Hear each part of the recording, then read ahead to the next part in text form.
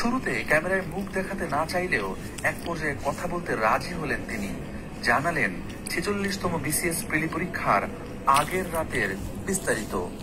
46 বিসিএসের প্রশ্ন সাজুদুল ইসলাম সাজু আমাকে মোহাম্মদপুরে পাঠালো। মোহাম্মদপুর থেকে আমাকে একটা বাসায় নিয়ে গেল। বাসায় নিয়ে যাওয়ার পরে ওখানে আমাকে সকালের দিকে 200 মার্কের এমসিকিউ দিল। ওইটা আমি পড়লাম। পড়ার পরে হলে গিয়ে দেখি কমন পড়ছে। আচ্ছা, কত টাকা প্রিলিতে কত টাকা গন্ডগোল হলো? 1 লাখ টাকা নিয়েছে। এই সাজুই হলেন পিএসসির কর্মচারী সাজেদুল ইসলাম, যার মাধ্যমে মাহমুদুলের মতো অনেকেই পরীক্ষার আগের রাতে প্রশ্ন পেয়েছেন। মাহমুদুলের বক্তব্যের সূত্র ধরে খুঁজে বের করি আরেক শিক্ষার্থী রুবেলকে। ঘটনার আকস্মিকতায় হতভম্ব রুবেল নিজের পরিচয় গোপন রাখতে বারবার অনুরোধ করছিলেন। আপনি আমার এলাকার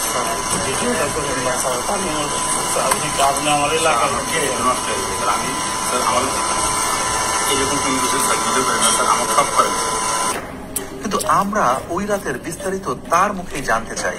মাহমুদুল ভাইয়ের মাধ্যমে ওইখান থেকে আমাকে নিয়ে গেছে আইডিবির সামনে। তো আইডিবি থেকে ওরা আবার গাড়িতে করে মোহাম্মদপুর নিয়ে গেছে। তো মোহাম্মদপুর নিয়ে যাওয়ার পরে রাত 9টা-10টার দিকে আমাদের কাছে কোশ্চেন পাঠিয়েছে। তো ওরা লোকজন ছিল, ওই কোশ্চেন দিয়ে আমাদের সারা রাত সলভ করেছে। তো তারপরে সকালে আমাদের ছেড়ে দিয়েছে।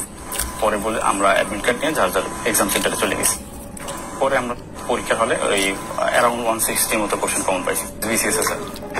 তার মানে সবগুলো সেটের প্রশ্নই পড়ানো হয়েছিল শিক্ষার্থীদের, যাতে যে কোনো সেট থেকে প্রশ্ন এলে উত্তর দিতে পারেন তারা। কতগুলো কোশ্চেন পড়েন? 1000 প্লাস 1100-1200 মতো স্যার। সব যেগুলো সেট হয় সব সেটই পড়াইছি স্যার। ওখানে সেটমেন্ট কিছু লেখা ছিল না স্যার। আচ্ছা, কি হাতে লেখা ছিল না, প্রিন্ট করাই ছিল, বাট ওইখানেও জাস্ট খালি কোশ্চেন গুলো ছিল, আর কোনো কিছু ছিল না। আমার সাথে 2 লাখ টাকা কন্ট্রাক্ট ছিল, পরে আমাকে নিয়ে গেছিল। আমার ওই রুমে স্যার 8-9 জন স্যার। ওই বাসায় ওই বাসায় স্যার 100 জনের মতো স্যার। চুক্তিবদ্ধ শিক্ষার্থীদের প্রশ্ন পড়ানোর একটি গোপন বুথেই খোঁজ মিলল শতাধিক শিক্ষার্থীর। সে রাতে এমন কত বুথ স্থাপন করেছিল চক্রটি, তার সঠিক সংখ্যা আমাদের অজানা। মাহমুদুল ও রুবেলের মতো আরো 6 শিক্ষার্থীর নাম পরিচয় নিশ্চিত হয়েছে টিম সার্চলাইট, যারা প্রশ্ন পেয়েছিলেন। শুধু কি প্রিলির প্রশ্নই ফাঁস হয়? প্রিলিমিনারির 4 সেট তারা পাইতো, লিখিতরও 4 সেটই তারা পাইতো। পড়াশোনা সারা রাত পড়াশোনা করে সকালবেলা পরীক্ষা দিই। বিশেষ পরীক্ষার আগে, বিশেষ করে 33তম এবং 34তম বিশেষ পরীক্ষার আগে নোমান সিদ্দিকী ক্যান্ডিডেট জোগাড় করতেন। জোগাড় করে পরীক্ষার আগের রাতে একটি নির্দিষ্ট জায়গায় রাখতেন, মিরপুর 10 নম্বরে, যেটাকে বলতো বুথ। ওখানে সব ক্যান্ডিডেটকে জড়ো করে রাখতেন, 20-25 জনকে।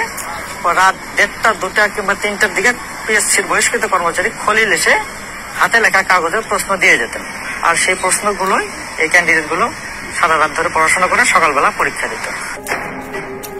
মাহমুদুল ও রুবেলকেও আগামী অগাস্টে অনুষ্ঠিতব্য লিখিত পরীক্ষার প্রশ্ন সরবরাহের আশ্বাস দিয়েছিল চক্রটি।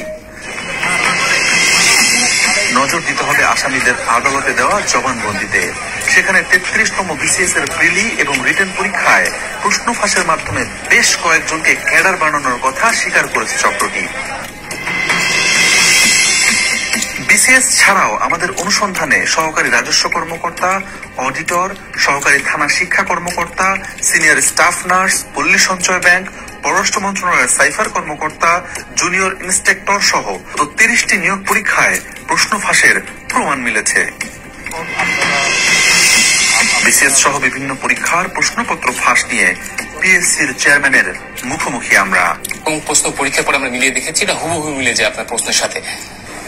এই বিষয়ে এখনো মন্তব্য করার সময় আসেনি, কিন্তু আমার যদি আগে পেতাম আমরা, তাহলে আমরা পরীক্ষাটা সত্য বা মিথ্যা সেটা পরীক্ষাটা বন্ধ করতে পারতাম। পরীক্ষাটা আমরা বন্ধ করতে পারতাম, তাহলে এই বদনামটা আমাদের ঘাড়ে আসতো না। পিএসসির যে কয়জন কর্মকর্তা কর্মচারী সিআইডির হাতে গ্রেপ্তার হয়েছেন, এদের সবার বিরুদ্ধে বিভিন্ন সময়ে প্রশ্নপত্র ফাঁসের অভিযোগ ছিল। সেই সব অভিযোগের কয়েকটি সত্যতাও খুঁজে পেয়েছিল পিএসসি। হাতে গোনা কয়েকজনের জন্য